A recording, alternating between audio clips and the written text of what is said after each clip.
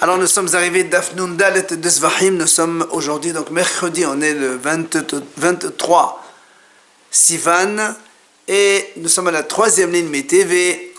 Donc on est arrivé hier à la conclusion que dans l'angle Dromit Mizrahit, c'est-à-dire sud-est, il n'y avait pas d'Yesod, c'est le seul coin. Et alors la Gemara vient objecter MTV. On a Taof, la Gemara dit comment on faisait la Korban Ola d'une volaille. Alors on nous explique. Comment on la faisait? C'est-à-dire le Kohen, on sait que dans le Beth Amidash on ne fait pas la shchita des volailles. Avec ses ongles, le Kohen, il tue la volaille par la nuque, par derrière. Il lui perce donc l'œsophage et la trachée. Et au mafdil, donc il coupe les deux simanim. Après, on met matzeh dama al kalamesbeah. Et comme on a dit, donc il prend la volaille, il la presse sur le mur de Mesbeah et le sang écoule. Alors, la Gemara dit, et comme on sait que le Korban Ola, il y avait aussi sur le coin Mizrahit de sud-est, si tu me dis qu'il n'y a pas de Yisod, ça veut dire que quand il fait ça, le sang il va couler au sol. Est-ce possible de dire ça? Alors, Amar Rav Nachman ben Ishaq est mort, car hitnu Aveda de Benyamin Karka de Yehuda. Il vient Rav Nachman et dit non, c'est pas un problème. C'est comme ça qu'on a fait, donc hitnu, c'est-à-dire les shvatim entre eux. Comme quoi, cet angle-là, sud-est, on a dit en bas, ça appartient à Yehuda, mais l'espace aérien, il appartient à Benyamin. Et ça veut dire qu'on imagine qu'il devait y avoir dans l'angle sud-est un petit crochet pour que le sang il repose dessus, mais qui est en l'air, il n'est pas au sol. Au sol, il n'y a pas de Yisod, puisqu'on a dit il n'y a pas de Yisod. Alors, donc le problème ne se pose pas. Le sang, il ne va pas couler par terre. Il va arriver jusqu'à un petit coin, comme ça, un petit crochet sur le mesber, sur l'angle. Alors, on m'a dit, Maïla Havala Yisod. Ça veut dire quoi? Quand on dit il n'y avait pas Yesod. Alors là, Rav il a dit Bebinyan. Lévi Amar Bedamim. Donc Rav il dit Bebinyan, c'est-à-dire donc il n'y avait pas, comme on a dit donc à la base du Mesber, il y avait donc cette amas sur tous les trois côtés, enfin les deux côtés plus les trois angles, mais pas sur le côté, donc l'angle sud-est, il n'y avait pas de binyan carrément, il n'y avait pas de mur en bas. Et Lévi Amar, Lévi lui dit non, Bedamim. Ça veut dire qu'il y a le carré du Mesber en bas, il est entièrement. Seulement, on ne versait pas le sang dans cet angle-là, c'est tout. Là, Metagem Be'ahsantehit Bene Medbeha. Lévi Metagem Be'ahsantehit Bene Mekdasha. Makom Mekdash Damim. Rav qui a dit, on parle ici de binyan de construction, c'est-à-dire il n'y avait pas de Yisod, carrément, il n'y avait pas de pierre là-bas. Enfin, en bas, il n'y avait pas de construction. À cet angle-là, il n'y avait pas, comme on l'a montré hier donc, sur la photo là. Eh bien, ça veut dire qu'il explique comme ça. Dans son territoire donc de Benyamin, le Beth Amidash sera construit.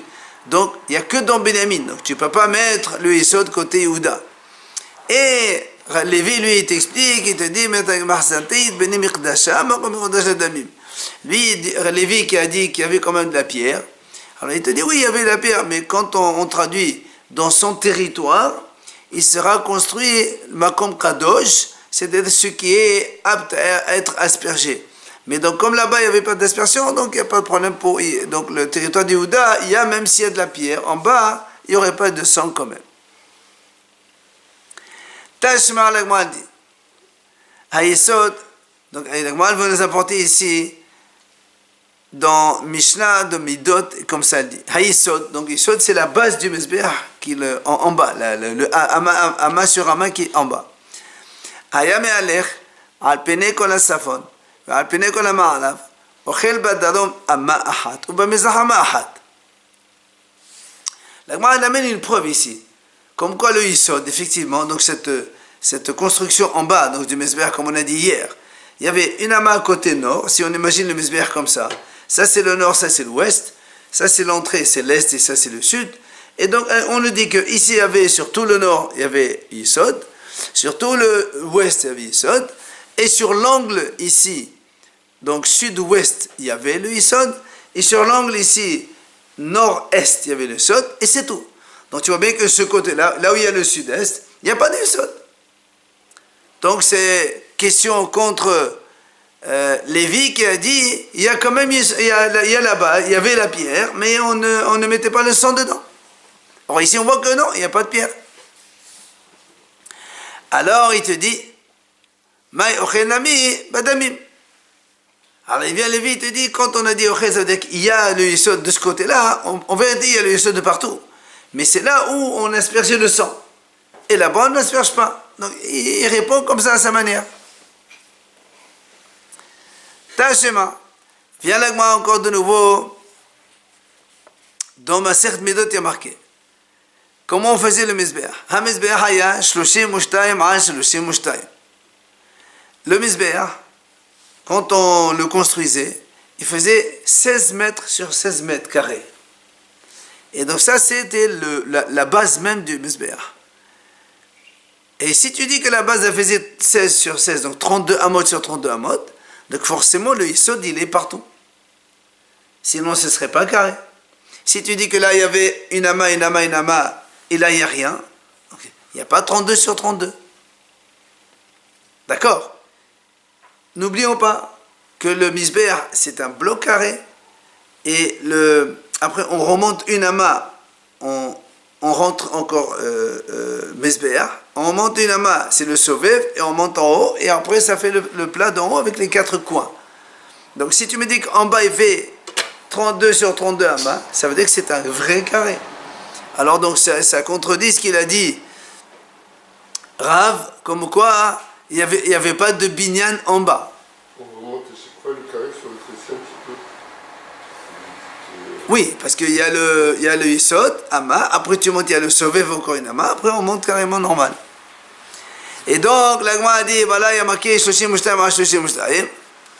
Alors, donc, question que le Hacham qui a dit, il n'y avait pas donc de binyan, c'est pas possible, sinon ça ne fait pas un carré. Alors il dit,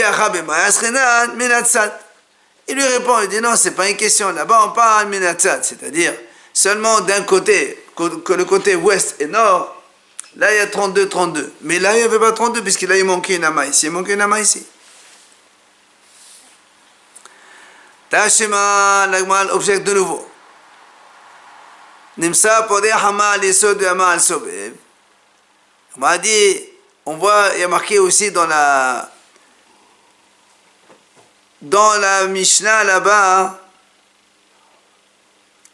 Non, c'est pas la Mishnah. Hachamim ils disent comme ça. Il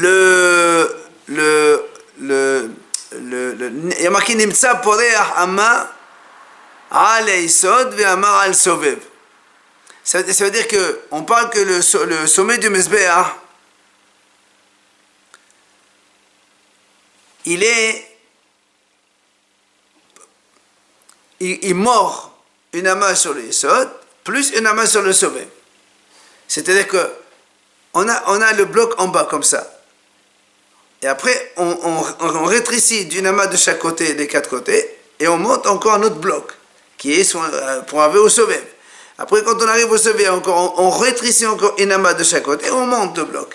Et là, c'est le Mizbeach carrément. Et donc, tu vois bien, il y a marqué Ama al-Yesod et Ama al-Sobev. C'est-à-dire, dans tout le Mizbeach, il y a la même chose. Donc, il y a bien une construction de partout. Alors, il lui répond. Il lui dit non, là-bas, il faut lire Ema, Keneret, Ama, Yesod, Ve'al, Ama, Sobev. Il dit non, tu dis pas al-Yesod. C'est pas al-Yesod, c'est Keneret al-Yesod. À la place où devait y avoir le Yesod qu'il n'y a pas. Et on dit, le Sovev, effectivement, sur le Sovev, il était partout le même. Le carré du Sovev, il est donc uniforme de partout sur les 4 côtés du Mizbeach. Sovev, c'est la pente, hein? Non, Sovev, c'est le... Vous vous rappelez, vers la moitié du Mizbeach, quand le Kohen il monte sur le pourtour, là, c'est ça le Sovev, c'est le pourtour sur lequel le Kohen il monte pour faire les aspersions sur le coin, dans les Korban Hatat au-dessus. Tashema, encore là, moi, vient nous amener des preuves et une objection pour l'un. Tétan et Lévi, voilà, il nous dit comme ça, Lévi, comment on construit le Mizbeach? Il dit, מביאים מלבן שהוא 32 על 32 וגופו אמה. Il dit, on apporte un carré qui fait 32 sur 32. On le met au sol. Et là, il dit, malben, vous savez comme ils font les constructeurs, quand on veut remplir de la terre et de la pierre, du ciment, on délimite avec des barres de bois. Oui. Coffrage, voilà. Ils mettent un coffrage, exactement, un coffrage de 32 sur 32. Après, il dit comme ça, on apporte donc un coffre de 32 sur 32. Il mesure amas de hauteur. Après, on remplit.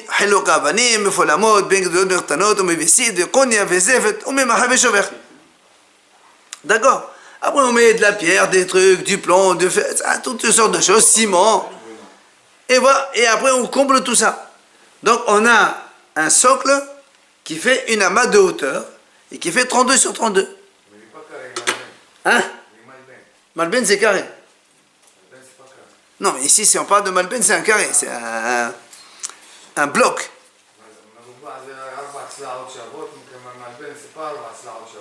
Non, ici, c'est un chavé. Après, quand on a fini ça, c'est ce que la Gemara a dit là. C'est ça le Yesod. Donc ça, c'est ce qu'on pose en bas, le plus bas. Après, qu'est-ce qu'on fait? On porte un autre Malben. Hein? Bien sûr qu'il est plein. Non, mais après les trous, on les faisait après les trous. Ça fait du ciment armé. Pourquoi après? C'est ton problème. Non, mais là, on te parle de façon générale. On ne rentre pas dans le détail. C'est pour dire comment le misbeh était confectionné, quoi. D'abord, on fait un premier amas avec un bloc comme ça, donc un coffre de 32 sur 32. Déjà, tu vois que la base du misbeh, elle est uniforme de partout. Voilà. Après, on fait la même chose.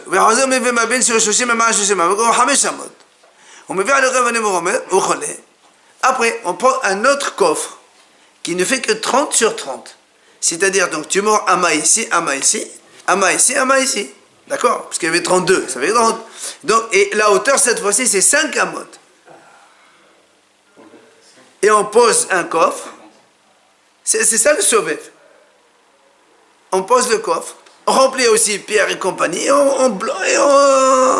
La dalle, encore une deuxième dalle. Après, troisième.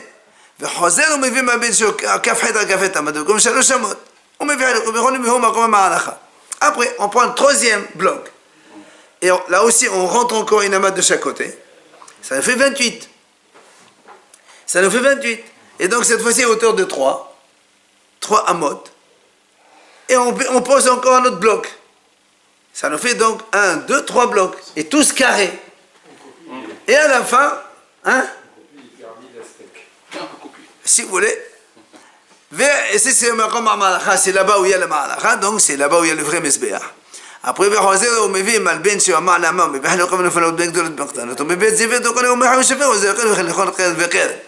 et après on prend de nouveau 4 petits blocs. Chacun il fait amas sur amas.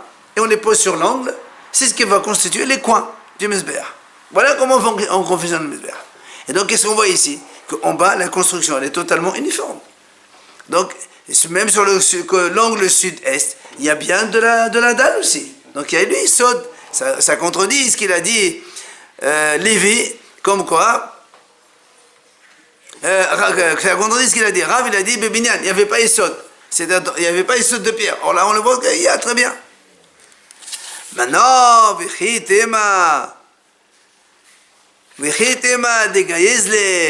tu me dis, peut-être que quand on a fini tout ça, après on scie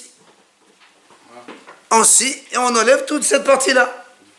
Tu peux me dire, c'est difficile, d'accord, mais tu peux me répondre comme ça.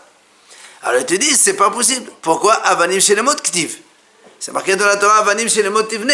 Le mesbeh, il doit être fait avec des pierres entières. On coupe pas, on fait pas, on scie pas les pierres dans le mesbeh. On coupe pas en deux. Donc, comment ça se fait? La question de nouveau sur Rav. Comment Rav il a dit il n'y avait pas de binyan alors que nous on voit qu'il y a ici de la pierre. Alors il a dit quel est ton problème? Il a dit c'est facile. Quoi? Il a dit quand on fait le bloc, on mettait par exemple à l'endroit où il ne devait pas y avoir binyan, on mettait encore dalles en bois. Et après, quand on a fini, quand ça sèche, on les enlève. Et donc, on enlève le côté où il y a ici. C'est pas un problème. Les constructeurs, ils font comme ça. D'accord? C'est facile. Quoi. On met le cadre, tu le fais comme ça. Et après, là où il faut enlever, tu mets du bois. Et c'est tout. Et la preuve, il dit la preuve, dit la timari. Parce que si tu dis pas comme ça, Hadi amarav kana avanim shel karnot halulot hayu. דכתיב ומעלה כמזרק כזוויות מזבח. החנמי אבני שמות אמר רחמנה. אלא דבחת בדמתו ושאכל לי. החנמי דבחת בדמתו ושאכל לי. La Gemara dit, sinon il y a une question. C'est quoi la question? Nous on sait, quand on fait les aspersions dans les quatre coins du Mizbeach, la Gemara elle dit, quand on fait les aspersions, où c'est qu'il va les faire? Si le mur il est lisse, donc le mur, le coin, il va être rempli de sang. Alors qu'est-ce qu'ils font? En vérité, ils font des trous. Dans les coins du Mizbeach. Ils font des trous, comme des petits orifices. Comme ça, quand il met le sang, il rentre à l'intérieur et ça coule dedans. Donc il n'y a pas pierre lisse. Alors il lui dit, si tu veux que ce soit comme ça, comment est-ce possible? Puisqu'on a dit qu'on n'a pas le droit de couper les pierres. On n'a pas le droit de faire des trous dans la pierre. On n'a pas le droit de scier la pierre. Il y a marqué Avanim Shenemot Tivneh. Alors comment tu vas faire des orifices? Comment tu vas faire des orifices dans de la pierre? C'est pas possible, c'est interdit. Et là-bas, qu'est-ce que tu vas dire? Et là, l'Agma dit que tu vas dire la même chose. Il essaie de faire en sorte qu'il n'y ait pas de trous. C'est-à-dire qu'il y ait des trous sans les scier. Comment? Quand il pose le bloc de pierre de ciment, la dalle, en même temps, tant qu'elle est encore fraîche, il met des morceaux de bois, des trucs comme ça de partout. Et après, quand ça sèche, il les enlève. Donc, il y a des trous. Ben là aussi, chez nous, c'est la même chose pour le Yisod. Il met un morceau de bois en bas. Là où il faut qu'il y ait de la pierre, il y a de la pierre. Et là où il n'y en a pas, il enlève et il n'y a rien du tout après. Mais les trous, ils vont jusqu'où? Ça n'a pas d'importance, je sais pas. Et ça va dépasser. Mais non, c'est des gouttes. Quand le hatat, c'est... Après, il y a des années. Je ne sais pas comment ça marche. Parce que si ça glisse, ça va... C'est ce qu'il nous dit. Carrelage, Dalash Rava, allez, on continue. Dalash Rava, puisqu'on est en train de parler du Mizbeach et du Beit HaMikdash, et qu'on a parlé donc les coins de Binyamin, de Yehuda, les territoires différents. Dalash Rava, Maï dirti Vayener David ou Shmuel Vayeshvu Benoyot Barama. Dans le Navi, c'est marqué là-bas, il est parti, David et Shmuel. Ils se sont assis dans Noyot Barama. Noyot et Rama. Alors, la Gemara dit, Vichima ina Noyot et Rama. Quel rapport est Noyot avec Rama? Rama, c'est la ville où Shmuel habitait. Et Noyot, quel rapport? C'est pas la même ville. Et là, il dit quoi? Il dit en fait, non. Ils étaient à Rama dans la ville de Shmuel. Mais le mot Noyot, ça vient du mot Noy, qui ça veut dire Noy, c'est la beauté. Et quoi, eux, en fait, ils étaient en train de discuter, David et Shmuel, sur le Beit HaMikdash. Comment on le fait et on va le faire. Amri, ils ont dit. Ktiv, c'est marqué dans le pasuk. V'chamta v'alita el hamakom. La Torah dit à chaque fois quand on va au Beit HaMikdash, v'chamta v'alita, tu vas et tu montes. Donc, Beit HaMikdash, il faut qu'ils soient en hauteur, il faut qu'on monte tout le temps. Alors, Melamed, c'est ce qu'il dit. Ce Beit HaMikdash gavoa mekol Eretz Israël. Donc le Beit HaMikdash, il est le plus haut de tout Israël. Puisque la Torah dit Ve'alit, à chaque fois dit Ve'alit, tu montes. Alors il faut monter. Alors, Eretz Israël gavoa mekol Arasot, et on sait qu'Israël est plus haut que tous les autres pays. Maintenant, il faut choisir l'endroit. Là, vous y avez des Echa. Ils ne savaient pas où le mettre, le Beit HaMikdash. Alors qu'est-ce qu'ils ont fait? Aïto Sefer Yehoshua. Ils ont amené le livre de Yehoshua, dans lequel on délimitait déjà là-bas les territoires des Shvatim. Dans le livre de Yehoshua, il y a marqué telle tribu prend tel endroit, telle tribu tel endroit, telle tribu tel endroit. Il y a marqué. Seulement, il n'y a que 2 tribus où la vie là-bas, il a maman spécifié avec beaucoup de précision les territoires. Binyamin et Yehuda. Les autres, on te dit, voilà, c'est tel endroit. Mais cela, il te dit, voilà, tu montes vers là, tu descends, tu tournes, ici et ça. Alors il dit, Bechol Yehoktiv, Vialad, Viala Hagevul, Vita'al Hagevul. Donc dans tous les autres territoires des différentes tribus, il te dit voilà, la frontière, elle descend vers là, elle monte vers là, elle va vers là, ceci par là. Il nous décrit les territoires. Mais, Beshevet Benyamin, vers l'actif, vers l'adloctif. Mais dans le territoire de Benyamin, il n'y a jamais marqué, il descend. Toujours marqué. Et le territoire monte vers là, il monte vers là, il monte vers là, il monte vers là. Alors ils ont dit, si celui-là, ça fait commenter, ça doit être ici. Alors, ils ont dit, donc c'est ici la place. Alors ils ont cherché dans le territoire de Benyamin l'endroit le plus haut. Ils ont trouvé un endroit qui s'appelle Ain Aitam. Ain Aitam. Alors ils pensaient le faire là-bas. C'était là-bas l'endroit le plus haut. Amré, ils ont dit, il faut dire non?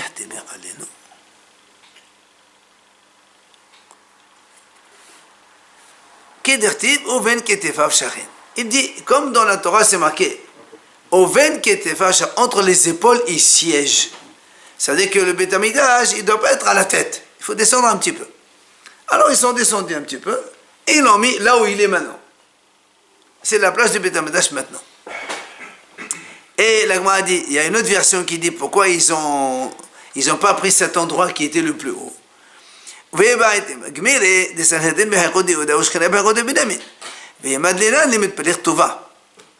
Parce que nous on sait que le grand tribunal rabbinique d'Israël, 71 juges, il doit siéger dans le Beth Amikdash.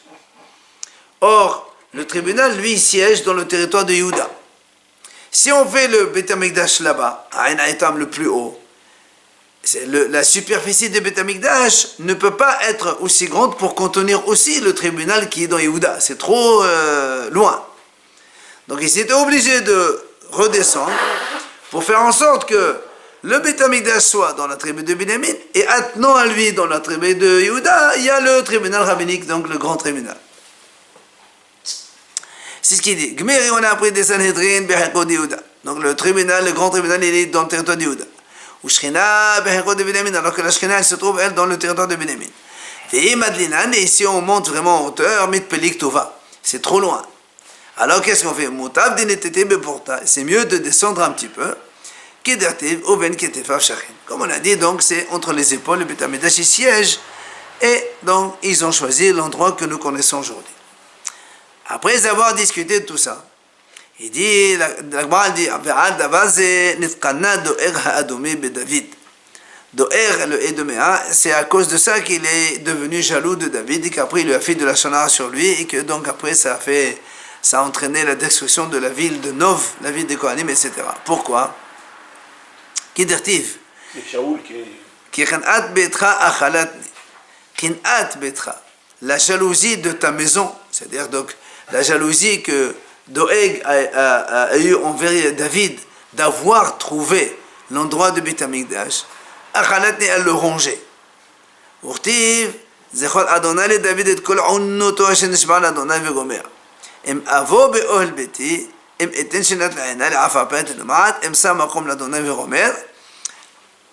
c'est David Amelech qui s'engageait à ne pas donc dormir jusqu'à trouver l'endroit où il va faire le Beth Amikdash plus tard. Et il dit comme ça, il dit c'est quoi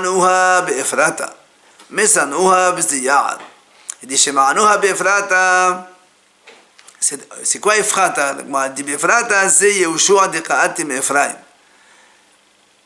C'est Yehoshua qui vient de Ephraim. Pourquoi Yehoshua? Parce que tout simplement, comment ils ont déduit l'endroit où va trouver Beth Amikdash? Dans le livre de Yehoshua. Comme on a dit tout à l'heure, ils ont vu les territoires délimités dans le livre de Yehoshua. Mais Sanoa Besdiyah, et aussi que finalement on a trouvé l'endroit donc du Beth Amikdash, mais dans une forêt. Pourquoi la forêt? C'est Binyamin, Binyamin, c'est Emitra. Parce que quand Yaakov il a béni Benyamin,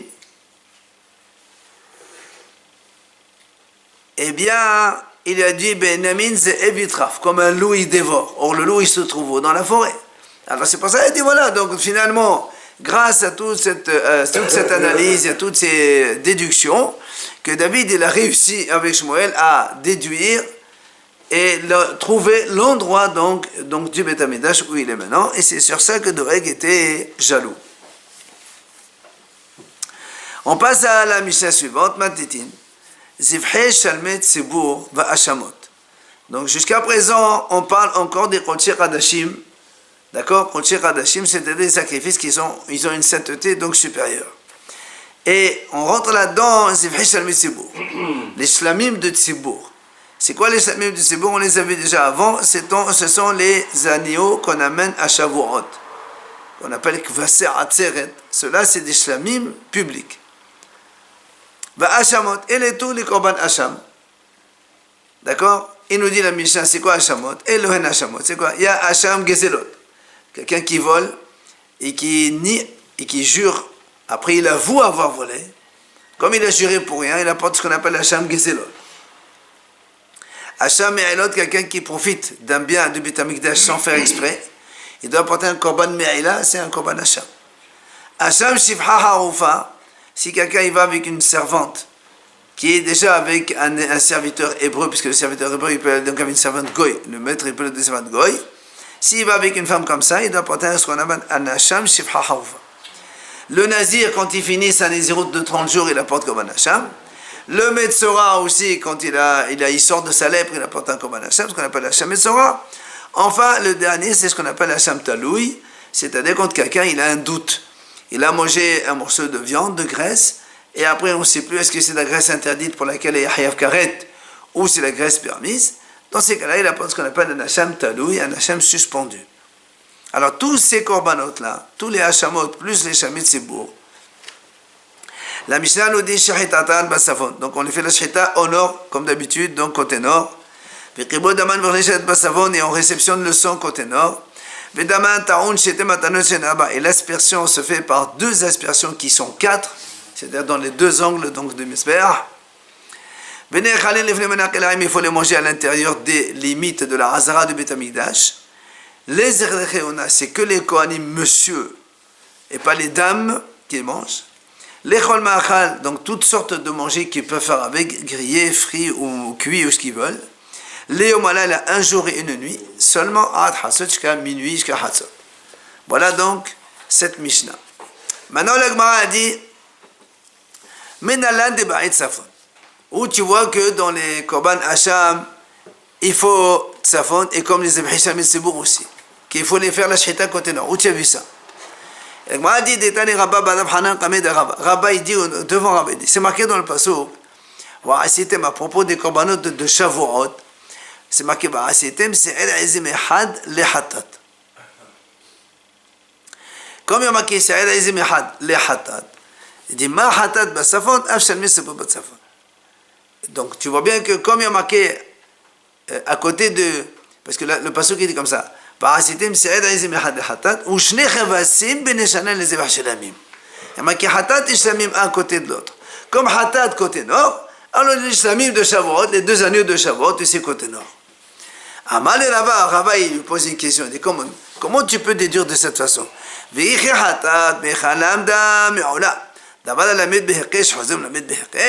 dit dis-moi, toi-même le hatat, où tu as appris que le hatat en fait côté nord? Tu l'as appris de Ola. Et comment alors, une chose que tu as appris déjà d'un autre endroit, tu vas maintenant enseigner un troisième endroit? Nous on a dit on ne fait pas Hekesh premier, il ne fait pas un deuxième Hekesh. Alors ça ne marche pas ton raisonnement.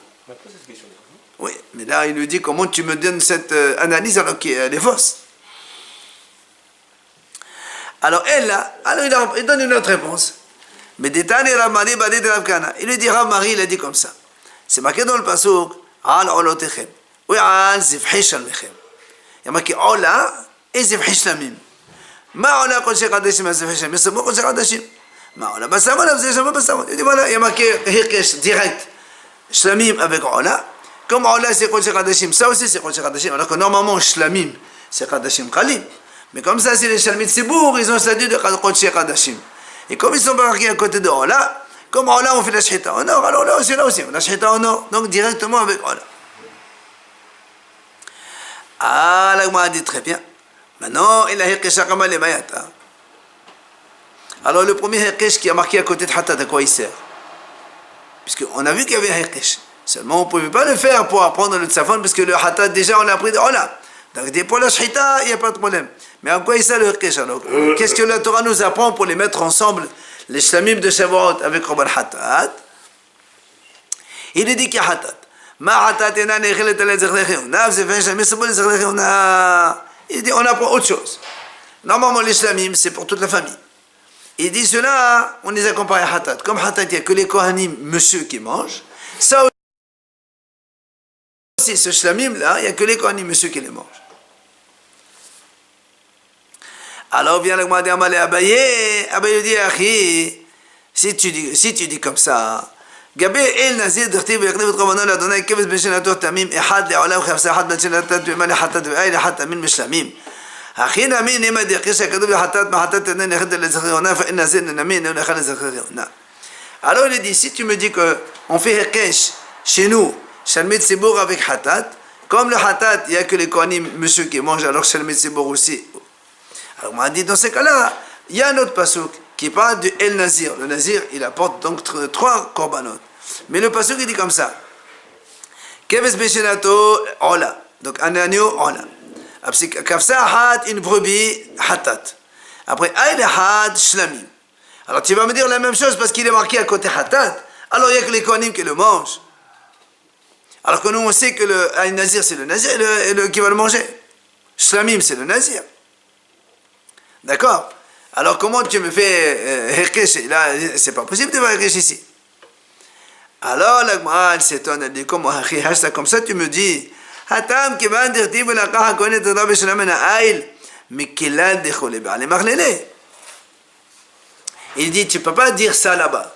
Pourquoi tu peux pas dire ça là-bas? Parce que là-bas dans le Nazir, le pasuk il dit le Kohen il prend hazeroa que l'épaule béchela cuite. Si le Kohen il prend que l'épaule, machma que le reste de l'animal c'est au propriétaire. Tu peux pas me dire non, tu fais Hekesh comme le hatat il y a que les Kohanim qui mangent. Alors le El Nazir aussi, il n'y a que le Kohanim qui mange, c'est faux. Là-bas, la Torah, elle dit clairement, le Kohen, il mange l'épaule, c'est tout. Ah, la Gemara dit, très bien. Elle dit, très bien, tu m'as dit que le Kohen, il prend que l'épaule. Alors moi, je vais déduire que l'épaule ne peut être mangée que par les messieurs Kohen. Le Kohen, il ne peut pas donner à sa femme ou à sa fille, puisque c'est Hekesh. Il a dit, tu as raison, c'est une question. Ou encore, il m'a dit, oui, ou bien je peux te répondre. Il a dit, je peux te dire en vérité que toi tu as fait, tu m'as dit, les deux c'est Kodesh Hadashim. Moi je peux te dire que non. Ici, le Hatat c'est Kodesh Hadashim, on le sait. Mais le El Nazir, lui, c'est pas Kodesh Hadashim, c'est que Kodesh seulement. Donc tu ne peux pas le comparer. C'est pour ça que le El Nazir, donc même si le Kohen il prend 0 à l'épaule seulement, il peut la donner à ses enfants, à sa femme ou à sa fille, c'est pas un problème. Alors, on dit, à quoi il sert le Hekesh qu'on a fait tout à l'heure avec Korban Hatat? Il dit non, le Hekesh il te sert à autre chose. Quoi? C'est pour nous enseigner en fait, comme on sait que le Nazir il apporte 3 korbanot, un korban Ola, un korban Hatat et un korban Shlamim. Alors nous, on serait tenté de dire que le Nazir, quand est-ce qu'il finit toute sa procédure, c'est quand il finit les 3 korbanot, seulement il pourra alors se raser.